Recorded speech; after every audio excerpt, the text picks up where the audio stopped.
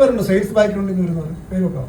Sales, okay, ചെറിയ ഏതാനും 5-6-5-8 കൈകളാണ്. ബാക്കി ആരും സെയിൽസ് ബാക്ക്ഗ്രൗണ്ടിലല്ല. ഈ സ്കില്ല് നമ്മൾ പഠിച്ചെടുക്കാവുന്നതാണ്. സെയിൽസ് മാർക്കറ്റിംഗ് ഒക്കെ സ്കില്ലിന്, ടാലൻ്റ് അല്ല, സ്കില്ല്. കമ്മ്യൂണിക്കേഷൻ സ്കില്ല്, നമ്മുടെ കമ്മ്യൂണിക്കേഷൻ വളരെ പ്രധാനപ്പെട്ട. അതായത് നമ്മൾ എങ്ങനെ കമ്മ്യൂണിക്കേറ്റ് ചെയ്യുന്നത്. ഞാൻ എപ്പോഴും പലപ്പോഴും ഓൺലൈൻ മീറ്റിങ്ങിലൊക്കെ ഞാൻ പറഞ്ഞിട്ടുള്ളതാണ്. അപ്പോൾ നമ്മളൊരു കൊച്ചിനോട് കമ്മ്യൂണിക്കേറ്റ് ചെയ്യണം. സ്കൂളിൽ നിന്ന് പോയിട്ട് വന്നിട്ട് കൊച്ചിനോട് പല അമ്മമാരും സാധാരണ കമ്മ്യൂണിക്കേറ്റ് ചെയ്യുന്നതാണ് കൂടുതൽ നെഗറ്റീവ് കമ്മ്യൂണിക്കേഷൻ. വീടുകളിലൊക്കെ നടക്കുന്ന കമ്മ്യൂണിക്കേഷൻ കൂടുതൽ നെഗറ്റീവ് കമ്മ്യൂണിക്കേഷൻ. ഒരിക്കലും ചെയ്യരുതെന്ന് ആഗ്രഹിച്ച കമ്മ്യൂണിക്കേറ്റ്. കൊച്ചിനോട് പറയുകയാണ്, ഇത് കഴിച്ചില്ല നിന്നെ കളിക്കാൻ വേണ്ടുന്ന പരിപാടിയില്ല. കൊച്ചന്നേരം കരയാൻ പോകും. ഇതേ കൊച്ചിനോട് ഇതൊന്ന് കഴിച്ചു തീർന്നാൽ നിനക്ക് കളിക്കാൻ പോകാമല്ലോ. രണ്ടും പറഞ്ഞ ഉദ്ദേശം, ഔട്ട്പുട്ട് സെയിമാണ് നമ്മൾ ആഗ്രഹിച്ചത്. രണ്ടാമത്തെ പറയുകയാണ് കൊച്ചു ചിരിച്ചോണ്ടിരുന്ന് കഴിച്ചിട്ട് ഓടി കളിക്കാൻ പോകും. കൊച്ചു കഴിക്കുകയും ചെയ്യും, കൊച്ചു ഹാപ്പി ആകുകയും ചെയ്യും, നമുക്കും ആ ഹാപ്പിനെസ് കിട്ടി കളിക്കുകയും ചെയ്യും. മറ്റേത് ഇതൊന്നും നടന്നില്ല. കൊച്ചു കഴിച്ചില്ല, കൊച്ചിൻ്റെ പിടിച്ച് തല്ലുകയും ചെയ്യും, കൊച്ചു കളിക്കാനും പോകാൻ പറ്റിയില്ല, വീട്ടിലെ അന്തരീക്ഷം മൊത്തം കുളമായി. ഈ കമ്മ്യൂണിക്കേഷൻ, ലാംഗ്വേജ് ടെസ്റ്റ് ചെയ്യുമ്പോൾ ഉണ്ടാകുന്ന ഡിഫറൻസ്. ഈ കമ്മ്യൂണിക്കേഷൻ എപ്പോഴും നമ്മൾ ഏറ്റവും ഇമ്പോർട്ടൻ്റ് ആണ്. അതെല്ലാം നമുക്ക് ഇതിനകത്ത് പഠിക്കാൻ പറ്റും. പീപ്പിൾ സ്കിൽ, ആൾക്കാരെ മാനേജ് ചെയ്യുക, അതാണ് ഏറ്റവും ഇമ്പോർട്ടൻ്റ് ആയിട്ടുള്ള സ്കിൽ. വലിയ ബിസിനസ്സുകാരാകുന്നതിന് ഏറ്റവും പ്രധാനപ്പെട്ട പ്രശ്നം ഇത് പീപ്പിൾ സ്കില്ലാണ്.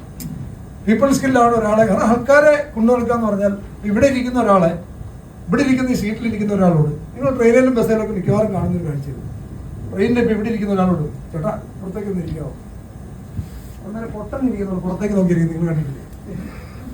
അവിടെ ഇരിക്കുന്ന ഒരാളോട് ഇവിടെ ഒന്ന് ഇരിക്കാമെന്ന് ചോദിച്ചാൽ പുള്ളി അന്നേരം പെടലി പിന്നെ പുറത്തിറങ്ങിയിട്ട് കടലുകാരേക്കുള്ള കുഴമ്പോട് മേടിച്ച് തയ്ച്ചാൽ പോലും അമ്മച്ചിയാണ് ഇങ്ങേ സൈഡിലേക്ക് നോക്കിയത്. ഇവിടെ ഇരിക്കുന്ന ആളോട് ഇങ്ങോട്ടൊന്ന് ഇരിക്കാമോ ചേട്ടാന്ന് ചോദിച്ചു പോയുള്ളൂ. പിന്നെ പുള്ളി പുറത്തേക്ക് നോക്കിയിരിക്കും. ആൾക്കാരെ കൊണ്ട് വേറൊരാളെ കൊണ്ട് ചെയ്യുക എന്ന് പറഞ്ഞാൽ ഈ എളുപ്പമുള്ള പരിപാടിയല്ല. അവിടെയാണ് പീപ്പിൾ സ്കിൽ. നമ്മൾ ഉപയോഗിക്കുന്ന ഭാഷ, നമ്മുടെ ബോഡി ലാംഗ്വേജ്, ജസ്റ്ററും ഒക്കെ ഇതിനകത്ത് ഇമ്പോർട്ടൻ്റ്. ഇതാണ് വലിയ ബിസിനസ്സുകാരെ പല ആൾക്കാരും വലുതാക്കുന്നതിൻ്റെ ഏറ്റവും പ്രധാനപ്പെട്ട കാരണം. അടുത്ത ലീഡർഷിപ്പ് സ്കിൽ, ലീഡ് ചെയ്യുക. ഇതെല്ലാം നമ്മുടെ വീട്ടിൽ ലീഡറാകുന്ന ഒരാൾക്ക് മാത്രമേ പുറത്ത് പോയി ലീഡറാകാൻ പറ്റുള്ളൂ. പുറത്ത് ടീം ബിൽഡ് ചെയ്യണം. നമ്മുടെ വീട്ടിലെ ലീഡറാണ്, മാനേജറാണ്. പല ആൾക്കാരും അൺഫോർച്ചുനേറ്റ്ലി മാനേജറാണ്.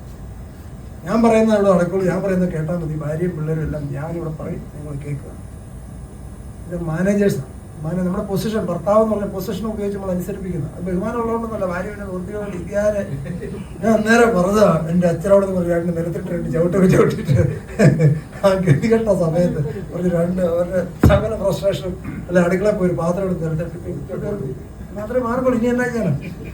അപ്പോൾ ഇത് ലീഡർഷിപ്പ് എന്ന് പറയുന്നത് വളരെ പ്രധാനപ്പെട്ട. നമ്മുടെ വീട്ടിൽ മുതൽ ഒരു നല്ല ലീഡറാകും.